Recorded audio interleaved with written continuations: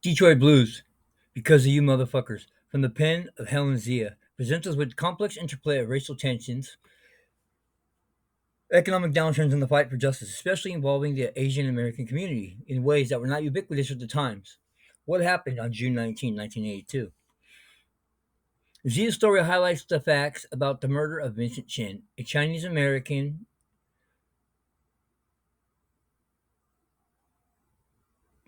who was beaten to death in Detroit on that warm June day by two white men, Ronald Evans and Michael Nitz. Helen Zia's Detroit Blues, Because of You Motherfuckers, published as a chapter in American Studies, now centers on the tragic murder of Vincent Chin and the subsequent mobilization of the Asian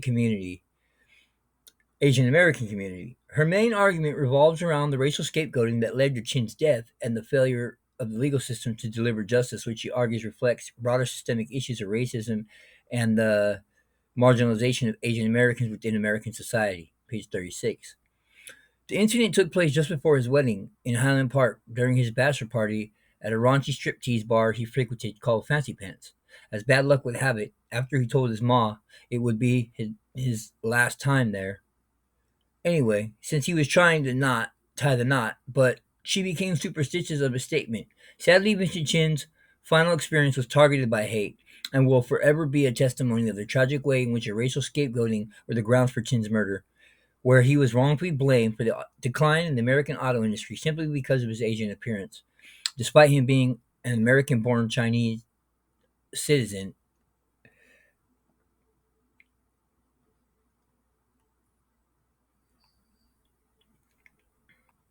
Detroit Blues, Because of You Motherfuckers, from the pen of Helen Zia, presents us with the complex interplay of racial tension, economic downturns, and the fight for justice, especially involving the Asian American community in ways that were not ubiquitous at the times.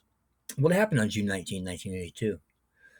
Zia's story highlights the facts about the murder of Vincent Chin, a Chinese American man who was beaten to death in Detroit on that warm June day by two white men, Ronald Evans and Michael Nitz. Helen Zia's Detroit Blues, Because of You Motherfuckers, published as a chapter in Asian American Studies, now centers on the tragic murder of Vincent Chin and the subsequent mobilization of the Asian American community. Her main argument revolves around that racial scapegoating had led to Chin's death and the failure of the legal system to deliver justice, which she argues reflects broader systemic issues of racism and the marginalization of Asian Americans within American society. Page 36. The incident took place just before his wedding in Highland Park during his bachelor party at a raunchy striptease bar he frequented called Fancy Pants. As bad luck would have it, after he told his ma it would be his last time there. Anyway, since he was tying the knot, but she became superstitious of his statement. Sadly, Vincent Chin's final experience was targeted by hate and will forever be a testimony of the tragic way in which racial scapegoating were the grounds for Chin's murder, where he was wrongfully blamed for the decline of the American auto industry simply because of his Asian appearance, despite him being an American born citizen of Chinese descent in Detroit during a time of intense anti Japanese sentiment, and in which she argues that this was not an isolated incident but a manifestation of deep seated racial biases and structural inequalities. Page 36. Zia discusses civil rights in the context of the Asian American struggle for equality and recognition. The Vincent Chin case is presented as a watershed moment that expanded the civil rights movement to include the concerns of Asian Americans who had previously been marginalized in this discourse. Page 41. Zia further argues that this case became a facilitator for political awakening and solidarity among Asian Americans who have historically been viewed as politically passive people, or, from a more ethnocentric lens, seen as the model minority. Furthermore, the Vincent Chin incident motivated the Oriental community to form the American Citizens for Justice, ACJ, a pan Asian civil rights organization fittingly marking a significant shift in Asian American activism. Page 40 to 42. Zia further argues that this case became a facilitator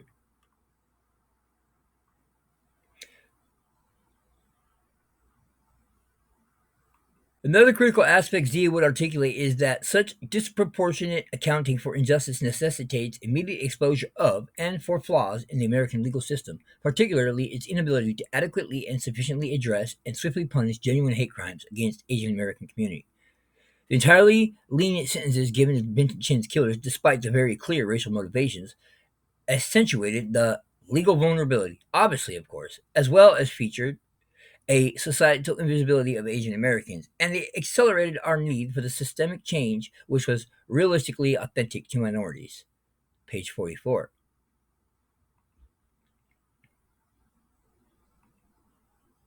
The theory racialized economic scapegoating as a catalyst for minority civil rights movements. The Vincent Chin case not only emphasizes individualized acts of racial violence, but also illustrated a deeper, widespread, and permeating trend racialized economic scapegoating.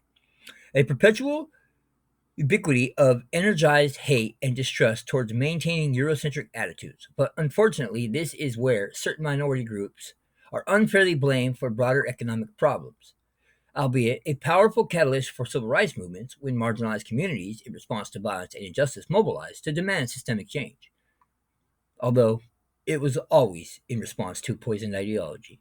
Yet still, another principal argument with what Zia had presented is, in all actuality, a failure of the American legal system to recognize and address the situation for what it was, as a hate crime. Therefore, in effect, reflecting the institutional neglect and erasure of Asian Americans in the broader civil rights discourse. Page 44.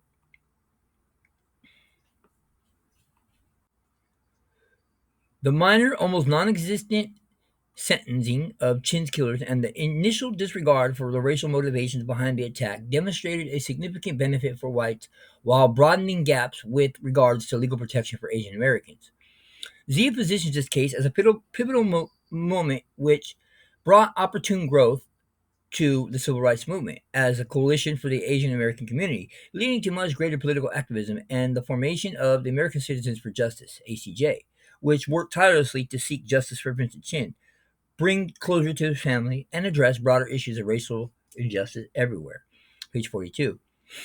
This theory goes beyond the Vincent Chin case, suggesting that economic scapegoating, particularly during times of economic downturn, often result in violence against minority groups. However, and more importantly, subsequent failure of the justice system to address these crimes serves as a key moment of collective identity formation and mobilization among the targeted communities. Racialized scapegoating leads to violence. The frustrations and economic anxieties of the dominant population are often vented through acts of violence against marginalized groups, as seen when Ronald Evans and Michael Nitz physically attacked Vincent Chin due to their misplaced anger over job losses. This aligns with historical patterns where racial violence escalates during periods of economic strain. Legal injustices as a spark for activism. When the justice system fails to adequately respond to this violence, it reveals institutional biases that further marginalize the targeted communities. In the Chin case, the lenient sentencing of Chin's killers ignited outrage and led to Pan-Asian movement. The legal system's failure serves as a tipping point, leading minority groups to unite and form new coalitions, as seen with the ACJ. Formation of a collective identity and political mobilization. The scapegoated community, in response to both the violence and the legal system's failures, often begins to see itself as a cohesive group fighting for collective civil rights. This political mobilization often extends beyond the original incident to address broader systemic issues and broader systemic inequalities, as the Vincent Chin case galvanized Asian Americans to challenge both racial violence and broader social exclusion. Legacy of change and symbolism for future movements. Yeah, these movements not only seek immediate justice, but often tend to lead to longer term changes in civil rights legislation and public perception. The Vincent Chin case, for example, led to greater awareness of hate crimes against Asian Americans. The passage of the Hate Crime Statistic Act in 1990, and the incorporation of Asian Americans into the broader civil rights narrative. This theory of racialized economic scapegoating can be seen in other historical contexts as well. Japanese internment during World War II, they were scapegoated as economic threats during wartime, leading to their internment in camps. Post 9/11, Islamophobia. Muslims and those perceived to be Muslim were scapegoated as threats to national security, leading to increased hate crimes and target of Arab and South Asian communities. Immigration and Latinos.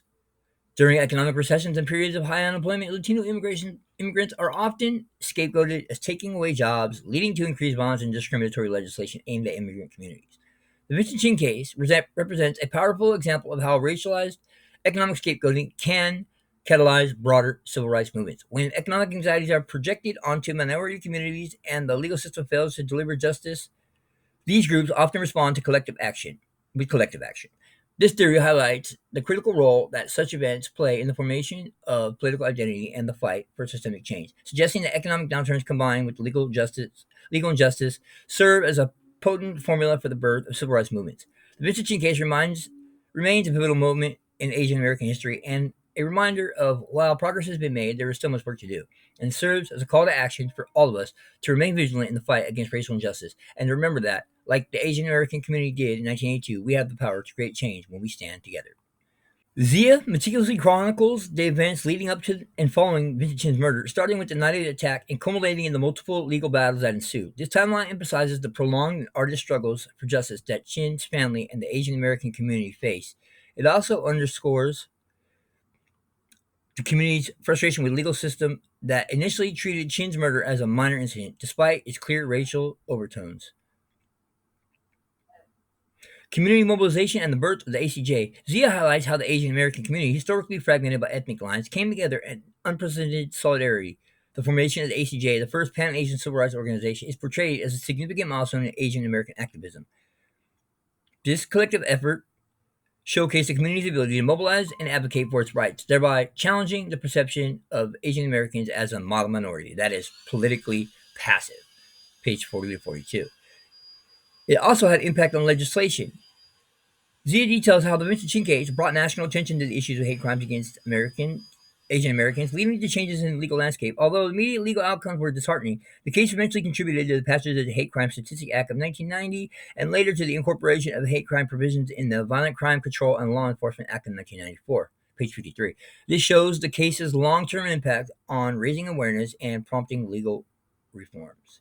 And also, support from the media's role in shaping public perception. The chapter also examines how media coverage played a dual role. Initially, the local media downplayed the racial aspects of the crime, but as national outlets picked up the story, the narrative shifted to highlight the racial injustice, thereby pressuring the legal system to re-examine the case. Zia argues that the media attention was crucial in framing the case as a civil rights issue rather than just a local criminal matter.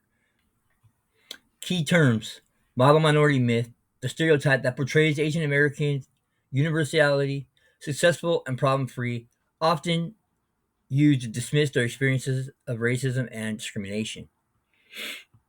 Yellow Peril, a racist ideology depicting Asian Americans as a threat to Western civilization, often invoked during times of economic or social unrest. Page 37. Pan-Asian Movement, a political and social movement uniting Asian Americans of diverse ethnicities to advocate for common interests and combat shared injustices. Page 43. Grassroots activism, community-led organization and advocacy efforts, often in response to systemic injustices. Economic context and scapegoating. The economic downturn of the 1980s, particularly in the auto industry, led to the scapegoating of Japanese Americans and fostered a climate of hostility towards all Asian Americans. Page 36 to 37. Zia's arguments resonate with the themes we've been exploring throughout the course, such as the intersectionality, Williams Crenshaw, 1989, of race, class, and gender identity. The case, for the most part, ties into examination of system inequalities within the legal system, and as discussed in course content, which explores how marginalized groups often face additional barriers in seeking justice due to institutional biases. Zia's work amplifies the importance of intersectional activism and the need for solidarity across different racial and ethnic groups to effectively combat systemic racism. Given the ongoing issues of racial violence and hate crimes against Asian Americans, why does one think that Vincent Chin's case has not led to more lasting systemic changes in the legal system and broader societal attitudes toward Asian Americans? When your legal system often falls short in addressing hate crimes adequately due to factors like reluctance to report, prosecutorial discretion, and difficulty of proving bias motivation in court, well, just imagine how cultural stereotypes and media portrayals compound these challenges significantly more by framing Asian Americans for being either the model minority or labeled perpetual foreigner, who has to break the stigma that limits public empathy and reduces the urgency of universal reform. The disconnect indicates deeper societal shifts that are essential to achieving real changes, shifts that go beyond punitive measures and address pervasive biases in cultural level. Asking the question, which probes into the limits of the legal reforms and cultural perceptions of Asian Americans, is crucial because despite the visibility of the Chinque, similar incidents of violence continue to occur. Individuals continue to face similar struggles, as seen in the attacks of elderly Asian Americans and vandalism of Asian-owned businesses. Victims frequently encounter challenges in